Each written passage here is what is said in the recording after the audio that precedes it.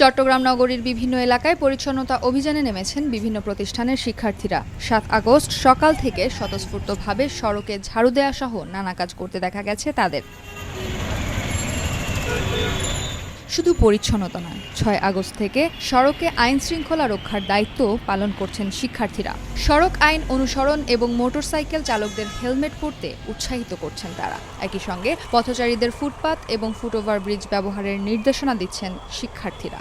জানান, নিজ উদ্যোগে দেশের প্রয়োজনে এই দায়িত্ব পালন করছেন তারা। বিভিন্ন কর্মকাণ্ডের মাধ্যমে সিটি কর্পোরেশনের লোক পাওয়া যাচ্ছে না, আমাদের ট্রাফিক পাওয়া যাচ্ছে না, আমাদের কোনো ট্রাফিকরা কাজকর্ম করতেছে না। এখন আমরা ছাত্র সমাজ যেহেতু আমাদের দেশকে স্বাধীন করেছে, আমাদের ছাত্র সমাজ আরেকবার আমাদের সুন্দর দেশটাকে সাজানোর জন্য পরিকল্পনা করেছে, বিভিন্ন টিম পরিকল্পনা করেছে। যতটুকু সম্ভব হয় আমরা ততটুকু কাজ করে যাব। আজকে যদি আমরা শিক্ষার্থীরা না থাকতাম তাহলে আমাদের এই বিজয় আসতো না। এই বিজয় সর্বোচ্চ ক্রেডিট পাবে হচ্ছে শিক্ষার্থীরা। আমাদের দেশ আমাদের নিজেদেরই পরিষ্কার পরিচ্ছন্ন রাখতে হবে, এটা আমাদেরই দায়িত্ব, আর অন্য কারো দায়িত্ব না। যারা আজ এখনো পর্যন্ত মাঠে নামেনি, আমি সবাইকে অনুরোধ করছি যে আপনারা সবাই যার যার জায়গা থেকে সবাই দায়িত্ব পালন করবেন। আজকে এগুলো পরিষ্কার করা হবে, এরপরে আমরা গ্রাফিটি করব। এদিকে ৭ আগস্ট সকাল থেকে চট্টগ্রাম নগরীতে ট্রাফিকদের দায়িত্ব পালন শুরু করেছে আনসার বাহিনী। যে কোনো ধরনের অপ্রীতিকর পরিস্থিতি নিয়ন্ত্রণে সতর্ক অবস্থানে আছেন সেনাবাহিনীর সদস্যরা।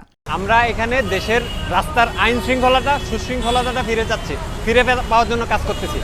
বাংলাদেশ পুলিশ যেই জিনিসটা এতদিন ধরে করতে পারে না, আমরা সেই জিনিসটা শৃঙ্খলাটা রক্ষা করার চেষ্টা করতেছি। বৈষম্যময় ছাত্র আন্দোলনে পুলিশদের অনুপস্থিতিতে আমরা আজকে ট্রাফিকের, পুরো চট্টগ্রামে ট্রাফিকের যে সমস্যা রয়েছে সেটা সমাধানের চেষ্টা করছি। দেশে আইন শৃঙ্খলা বাহিনী যেহেতু নাই, সেজন্য আমরা আইন শৃঙ্খলা বাহিনীর দায়িত্বটা পালন করতেছি।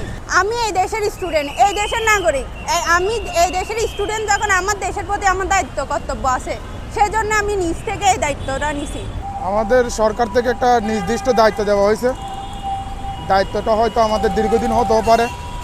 এখন আমরা চাইতেছি জনগণের যাতে সুবিধার্থে, যাতে যানজট না হয়, সরকার আমাদেরকে নিয়োগ দিছে যানজট যাতে নিরসন হয়, যাতে কোনোখানে কোনো শঙ্কামুক্ত সবাই থাকে মতো পাবলিক।